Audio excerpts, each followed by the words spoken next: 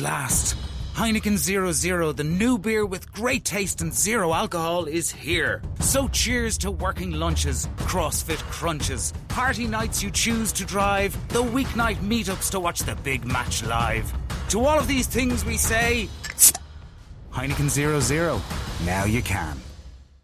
Welcome into Sportsmemo's college basketball betting podcast for Tuesday, January 22nd. We're breaking down tonight's card, plus look ahead at Wednesday's college basketball card with our handicapper of the day, Robbie Veno, who, Robbie, is 21-5, 80% his last 9 days in college basketball, heating up on the college basketball hardwood. Rob, welcome into the podcast. How are you? I am good today, Drew. How about yourself? I'm good. We got a bunch of games we're going to talk about on tonight's card and the look ahead to tomorrow's card. So excited to get your opinions on these games. And guys, it's $2 Tuesday. So Robbie's premier total in college basketball tonight, normally priced at $25, is just $2 on sportsmemo.com. You don't need a coupon code, don't need to call anybody. It's just right there on the front of sportsmemo.com. You can get his CBB premier total of the night for just $2. So if you've been waiting to check out Sports Memo, today's a great day to do it for just $2. Following Robbie in a great play tonight. One that I like, I've personally bet, so join in on the fun, sportsmemo.com for just $2. Robbie, at the top of tonight's card, we got 601, 602. The Auburn Tigers on the road in South Carolina, in Columbia, laying 8.5 or 8, depending where you're shopping. 151.5 the total. How'd you look to bet this SEC matchup tonight, Robbie? Yeah, it's interesting, Drew. This is this podcast as we go through today is going to be a little SEC heavy because I happen to choose 3 SEC games to talk about here, starting with this one. Auburn, they're receiving a lot of money here today in this particular contest, and I guess you would attribute it to coming off the tough loss against Kentucky on Saturday. What a hard-fought game between those two where Kentucky prevails in the end. Auburn made the big comeback, fell just a little bit short. Now they go on the road to South Carolina.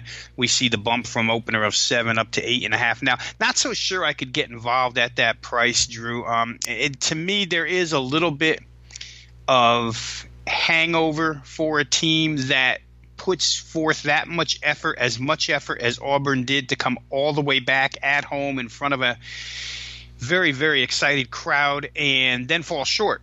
So situationally, I don't think it's the best spot for Auburn, 3 days later to be going on the road to a South Carolina spot where Frank Martin has had his troops playing a little bit better as of late for sure. They didn't start the season that well, but they've played better as of late. And, you can't really like dragging Auburn's defense on the road. I mean, this is a defense that ranks dead last in effective field goal percentage inside that conference, 14th worst out of all 14 teams. So South Carolina, which has shown a tendency to be able to score some points and shoot the ball a little bit better lately against this guard-oriented Auburn team.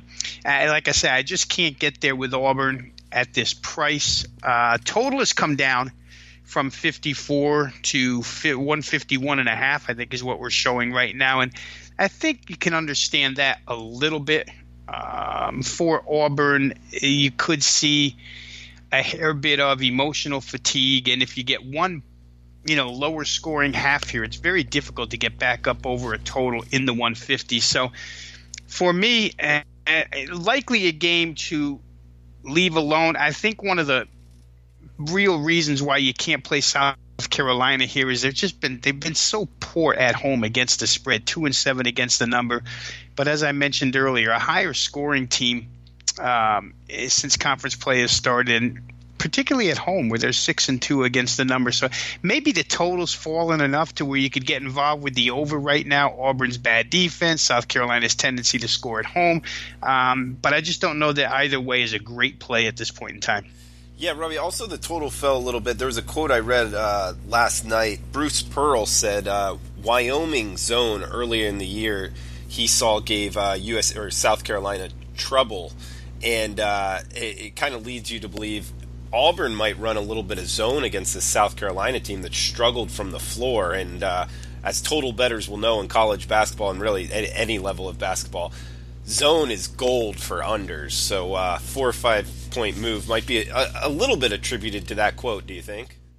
Oh, absolutely, Drew. I mean, just the mere mention of zone means slower game. Possessions are a little bit longer unless you have the capability to shoot over top of the zone. For South Carolina right now, they're not necessarily that team, 32% from three-point land inside SEC play.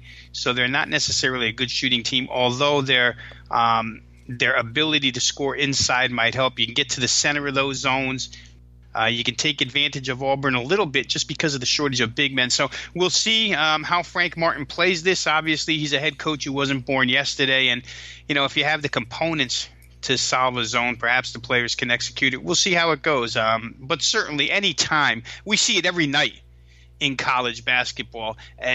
When coaches move to zones, it kind of frustrates a lot of teams. And perhaps Auburn can frustrate South Carolina in this one. Robbie, we got 6:19, 6:20 up next, 7 p.m. Eastern tip in the Big 12. Texas Tech at Kansas State. This total's had some movement. Opened up 116.5. That attributed to two top 5 defensive efficiency teams in the country. But the total from 116.5 up to 120 at a lot of shops right now. Also a pick'em price at the opener. Now we're seeing 1.5 or 2 favoring Kansas State. So Texas Tech traveling to Manhattan, Kansas. How would you look to bet Texas Tech, Kansas State tonight, Robbie? Well, situationally, it's a huge game for Texas Tech. They're off of 2 losses now. They lose to Iowa State in a close one, 68-64, but then they come back Saturday and get beat pretty soundly by Baylor, 73-62. Go to Waco and lose. I have to tell you what they're doing down there, Scott Drew and company, ever since the loss of their leading scorer and center with this 4-guard offense, much like what Kansas has been resorted to, the 4-guard offense because of the injury to their big man. But Baylor's played tremendous ever since the injury. I think it surprised a lot of people. Baylor, one of the worst shooting teams in the league until that Oklahoma State game, and all of a sudden Baylor has learned how to be able to shoot three-pointers and score points. So that loss ran the Texas Tech losing streak to 2 straight. Means this game is extremely meaningful to them, but boy, oh boy, to walk into Manhattan, Kansas at this point in time and get out of there with a victory is going to be tough. The total moves, Drew, from 116 to 120, and every day when we look at openers the evening before and then watch movements of prices, especially in totals, anything priced in this range, 116 to, let's say, 122, 123, generally speaking, it moves up. I think guys just play low totals to go over because sometimes you can make them by mistake. But sometimes, the defenses are too good to be able to get over that number, and it could be the case here. Both of these teams so efficient on the defensive end. K-State, I talked about them a little bit last week, but I was so impressed with their ability to frustrate Iowa State, which I happen to believe is one of the most talented offensive teams inside the conference. But Kansas State totally shut them down, bounced back, shut TCU down. Now, TCU was very shorthanded Saturday. K-State gets out with a 65-55 win. But still, the defensive performance was, again, very good by Kansas State. So I'd expect to see a knockdown, drag-out fight here. Kansas State at home this season, totals-wise, is 8-1 to the under. So they've been a very, very good under bet. I wouldn't be surprised if this one stays under as well. You're asking both of these teams to basically hit the 61-point mark. 61 points could be the winning number in this game. So I'd probably look that direction. I can understand the movement towards Kansas State, leaving them as a pick-em at home, to me, just presents some value despite the situational fact that Texas Tech is off 2 losses. I'm not going to play the side here because I respect Chris Beard and Texas Tech coming in with that type of hunger to get a victory. A little too much to go ahead and play K-State. But I have to tell you, since Dean Wade has returned, this is without question one of the top 4 teams in the Big 12. In the end, they could end up winning it all. A real good game, but I would think that under is the right way to go. Guys, we're talking to Robbie Veno. Hot in college basketball, 21-5, 80% in college hoops over the last 9 days. Check out sportsmemo.com for $2 Tuesday, and you can get his college basketball premier total going tonight. 4% are normally $25. Tonight, just $2 at sportsmemo.com. Robbie, heading to the Big Ten now. We got 6-2-3, 6-2-4. Minnesota at Michigan, 137.5 the total. Wolverines laying 12 at home. Yeah, and I'm going to disagree with the line move a little bit here, Drew. We've seen the 13 pushed down to now Michigan minus 12. Some, not a bunch, but some support for the Minnesota side here.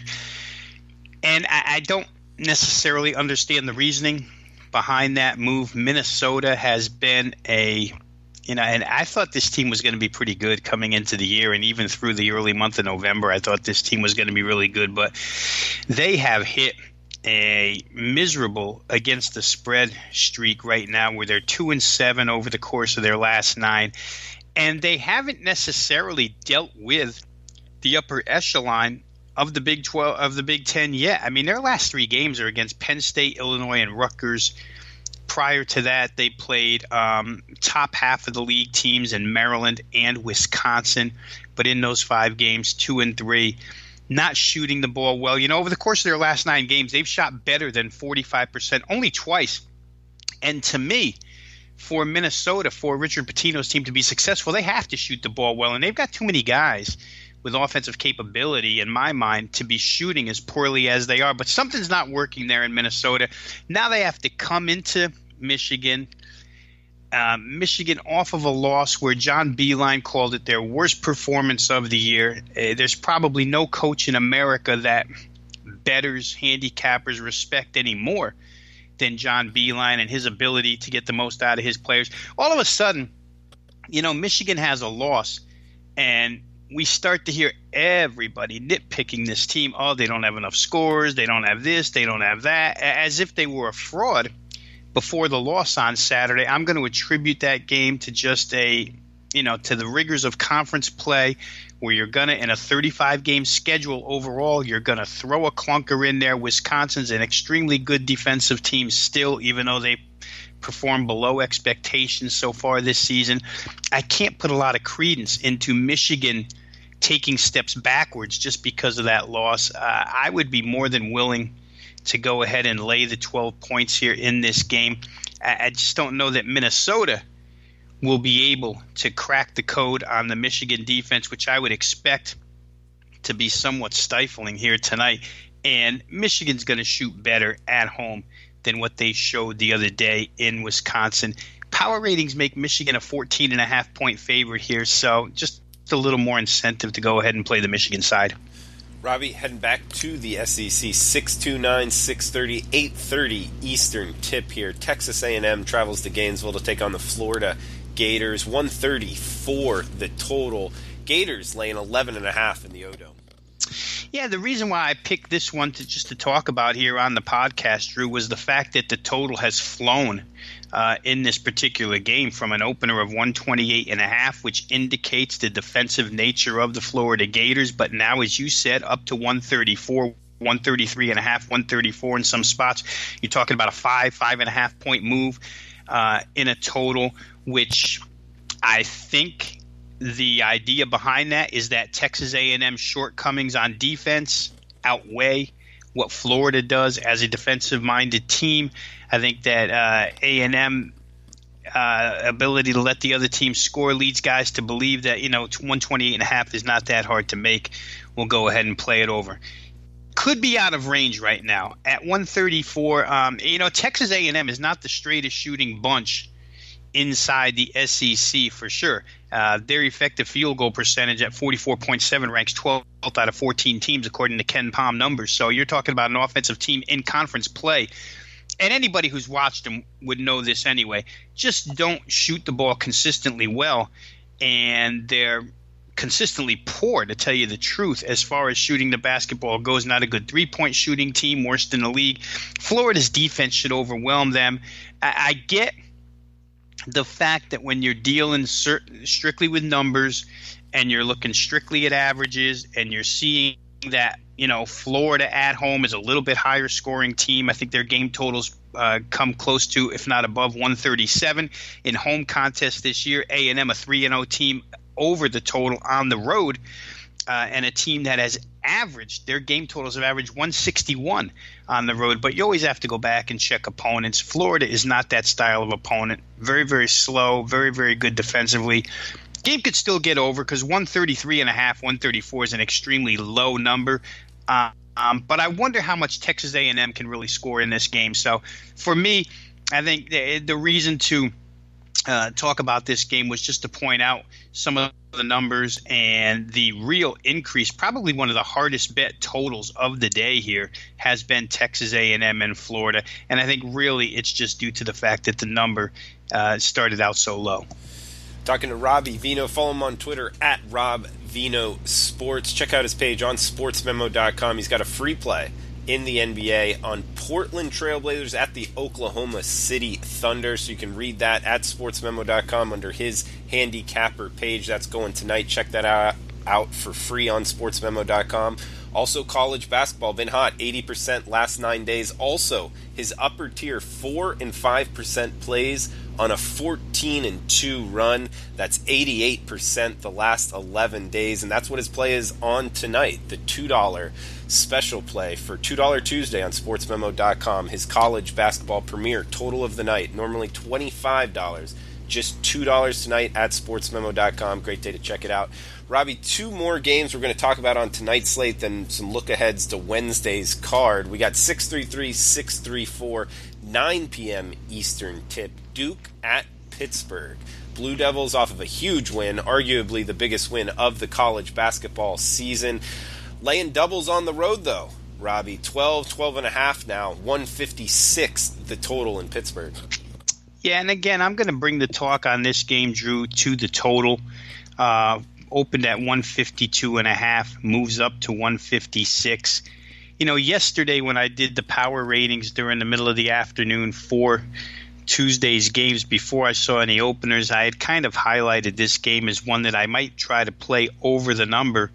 Then the total came, and then it got pushed way up. And then I re-examined, went back, looked at this game, and now I have to tell you I'm leaning more toward under 156. You can get a 156.5 at Heritage for those who have an account there, and I'm sure there are other 56.5s out there. But, when you start really thinking about this particular game, and I understand Duke is a high-tempo team, and Pittsburgh under Jeff Capel has been a faster-paced team and a more effective offensive team, but they've both been really, really good on the defensive end. Kind of surprising for a Duke team that features so many freshmen in key roles, but they have been good defensively for Coach K, which hasn't necessarily been the case in recent years. There's been a lot of years where Duke has been a poor defensive team. Not the case here. A shorthanded Duke team that comes off such a huge and physical win against Virginia on Saturday, to me, has to have a little bit taken out of it for this game. I just can't believe that they would have the same 100% focus that they had Saturday, that they would have the same physical mentality that they had against Virginia Saturday. That game was so hyped up, and it turned out to live up to its billing for sure.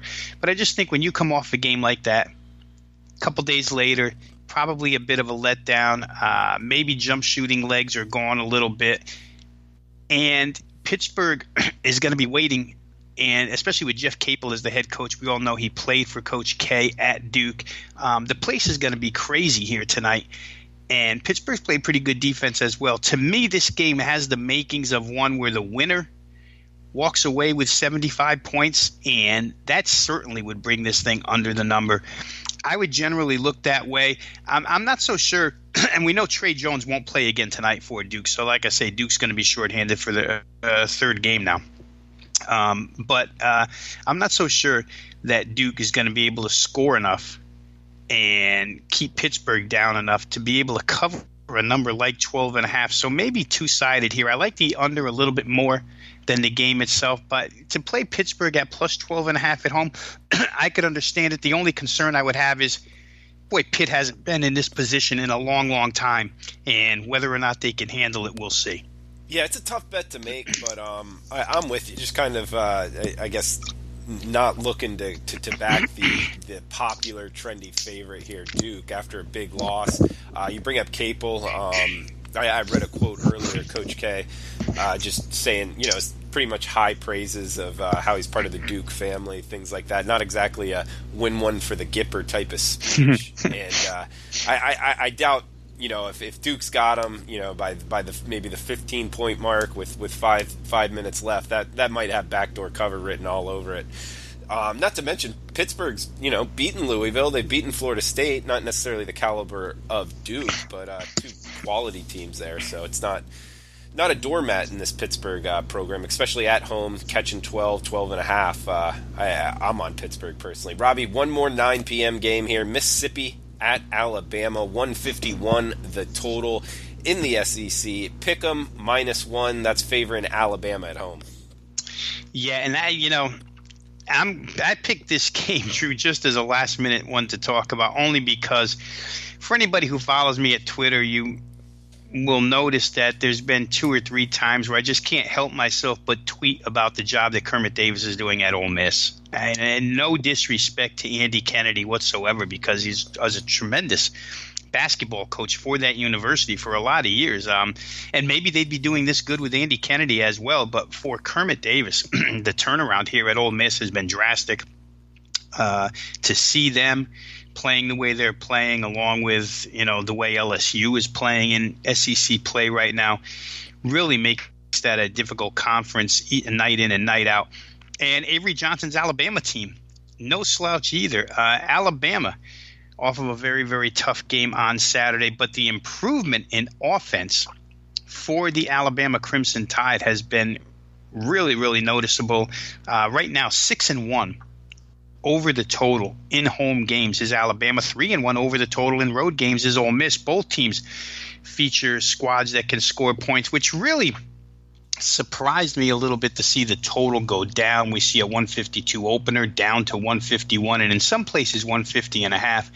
And a little bit head scratching there, Drew, because I think both of these teams have shown us that they can go with pace, that they can find ways to the rim, that they can score from 3-point range. Both have really good backcourt scoring available to them. The job that John Petty was doing the other day was tremendous until he finally got shut down at the end of the game. So, a lot of attributes and accolades from me thrown towards what Ole Miss has done, but the same should be thrown toward Alabama. If you're just looking at them overall this year, they're 12-4 over the total in the 16 games that they've played that have been lined with a total. So that's a far cry from what we've seen out of Avery Johnson's team last couple of years. I may look to get involved here later on over the 50.5. If it comes down even another tick more, I probably will get involved. I could see a higher scoring game than what we're looking at right now with this total. All right, Robbie, great breakdown of the Tuesday card. Guys, remember it's $2 Tuesday at sportsmemo.com. The top play, which is a CBB premier total from Robbie Veno, just $2. Check that out. Robbie, what about Wednesday's college basketball card? And guys, if you haven't been following along, we've been posting Rob Veno's power ratings on sportsmemo.com under the news tab pretty much every day for the day before in college basketball, so you can compare the openers and see maybe where the line's going to move. It's a great resource if you're college basketball better. But we do have some big games, 7-9-3, 7-9-4, Texas, TCU. Also Tennessee at Vanderbilt, rivalry of sorts there. The Shula Bowl, FIU, FAU as well. East Carolina versus Houston, UCF, Tulane. Robbie, is there any kind of games you want to throw out for Wednesday's card with your power ratings that might be a little off from the openers from the odds makers? Well, we'll see when those openers come, Drew. But I will say this. The first game that you mentioned, TCU and Texas, now, when TCU went to Kansas State on Saturday, we know Jalen Fisher's gone for the season. Now, that wasn't a surprise to not have him on the floor. But, Kwet Noy came up with an illness, the second leading scorer on the team, and that hurt TCU on Saturday. So you would check his status if, in fact, he's okay and he's going to go in Wednesday's game, which to me it looks like, reading between the lines, what I've tried to go ahead and figure out here. through the internet. It looks like he's going to be able to go. And if he does, I have to tell you, Drew, K-State, and I sang their praises a lot in an earlier analysis, and they did play well in the 65-55 win on Saturday. But that being said, TCU hung around all game long without two of their top four players on the floor. Alex Robinson is absolutely tremendous as a point guard, and Desmond Bain shooting the threes. I think they could be a live play against Texas. I don't know that Shaka Smart's team is going to be able to handle TCU's offense if Noy is back. So I'm anxious to see where that number comes. My power ratings show TCU as a home favorite of -6. If I get something in that range for an opener, I'll probably be there. If it comes a little higher than that, probably not. And, of course, the deciding factor is if Noy is in the game or not. But I'm going to venture to say that he will be in.